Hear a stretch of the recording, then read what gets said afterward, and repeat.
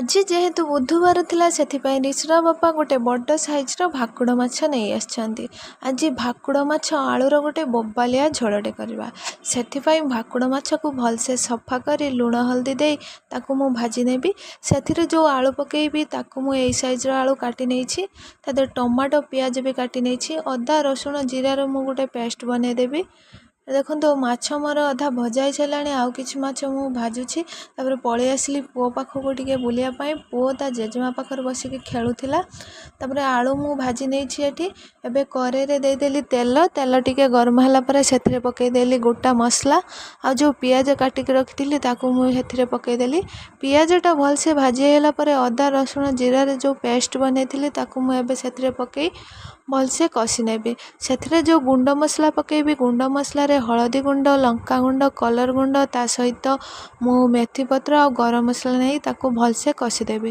ସେଥିରେ ଯେଉଁ କାଟିକି ରଖିଥିଲି ଟମାଟୋ ମୁଁ ଏବେ ପକେଇଦେଲି। ଟମାଟୋ ସିଝିବା ପାଇଁ ସେଥିରେ ଅଳ୍ପ ଟିକେ ପାଣି ଦେଇକି ତାକୁ ଭଲସେ କଷି ନେବି।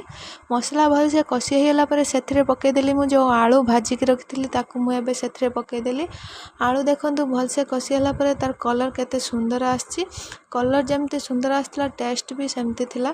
ତାପରେ ସେଥିରେ ମୁଁ ଏବେ ଦେଇଦେବି ଗରମ ପାଣି ଦେଇ ତାକୁ ଭଲସେ ଫୁଟିବା ପାଇଁ ଛାଡ଼ିଦେବି। ତାପରେ ସେଠୁ ପଳେଇ ଆସିଲି, ଆମ ଝିଅ ଆସିଥିଲା ଯେହେତୁ କଲେଜ, ସେ ମୋ ପାଖକୁ ପଳେଇ ଆସିଥିଲା। ତାଙ୍କୁ ଟିକେ ଦେଖା କଲି, ତାଙ୍କୁ ସମସ୍ତଙ୍କ ସହିତ ଟିକେ ମଜାମସ୍ତି କରିଦେଲି। ତାଙ୍କୁ କହିଲି ଏଠି ହାଏ କରିବା ପାଇଁ, ସେମାନେ ସମସ୍ତେ ହାଏ କଲେ।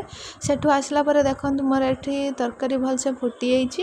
ତାପରେ ସେଥିରେ ପକେଇଦେଲି ମୁଁ ଯେଉଁ ଭାଜିକି ରଖିଥିଲି ମାଛ, ତାକୁ ପକେଇକି ଭଲସେ ମୁଁ ଏଠି ଫୁଟେଇ ନେବି। ଆଉ ଘରୋଇ ଗରମ ମସଲା ଗୁଣ୍ଡ ମୁଁ ସେଥିରେ ପକେଇଦେଲି। ତାପରେ ବାପା ବୋଉଙ୍କୁ ଖାଇବାକୁ ଦେଇକି ଏଠି ଆମେ ପଳେଇ ଆସିଲୁ ମା ଝିଅ ଖାଇବା ପାଇଁ।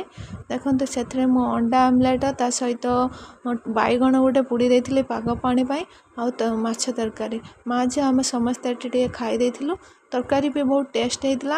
ଆପଣମାନଙ୍କୁ ଯଦି ଭିଡ଼ିଓଟି ଭଲ ଲାଗେ ନିଶ୍ଚିତ ଲାଇକ୍ କରିବେ, ଆଉ ମୋ ଚ୍ୟାନେଲକୁ ଯାଇ ନିଶ୍ଚିତ ସବସ୍କ୍ରାଇବ୍ କରିବେ।